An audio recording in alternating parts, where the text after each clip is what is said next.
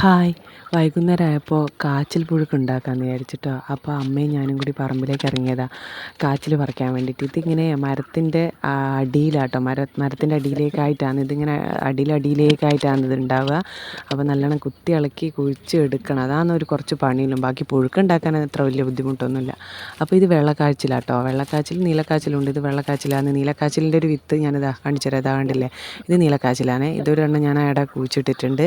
പിന്നെ വെള്ളക്കാച്ചിൽ മുറിച്ചിട്ട് നമുക്ക് പുഴുക്കുണ്ടാകുന്ന വെച്ചാൽ ഇത് മീൻ കറീൻ്റെ കൂടെയും പിന്നെ ചിക്കൻ കറീൻ്റെ കൂടെയും ബീഫ് കറീൻ്റെ കൂടെയൊക്കെ സൂപ്പർ ടേസ്റ്റ് ആയിരിക്കും കേട്ടോ. വൈകുന്നേരം നിങ്ങളെ വീട്ടിലുണ്ടോയെന്ന് അറിയില്ല, ഉണ്ടെങ്കിൽ പിന്നെ ഇങ്ങനെ പുഴുക്കുണ്ടാക്കിയാൽ ചിലർക്ക് ഇത് എത്ര ഇഷ്ടമുണ്ടോയെന്ന് എനിക്കറിയില്ല, എന്നാലും ഒരുവിധ ആൾക്കാർക്കൊക്കെ ഇഷ്ടമാണെന്ന് തോന്നുന്നുണ്ട്. അടിപൊളിയിൽ ഇങ്ങനെ പുഴുക്കുണ്ടാക്കുക. ഇതിൽ വേറെ ഒന്നും ചേർക്കേണ്ട ആവശ്യമൊന്നുമില്ല കേട്ടോ. കുറച്ച് തേങ്ങ ചിരകിയിടുക, പിന്നെ നമ്മളെ കാന്താരിയില്ലേ, കാന്താരി മുളകും ചെറിയുള്ളിയും ജീരകവും കൂടി നല്ലോണം കുത്തിയിട്ട് അത് ഇതിൻ്റെ കൂടെ കൂട്ടിയിട്ടാൽ സൂപ്പർ ടേസ്റ്റ് ആയിരിക്കും കേട്ടോ.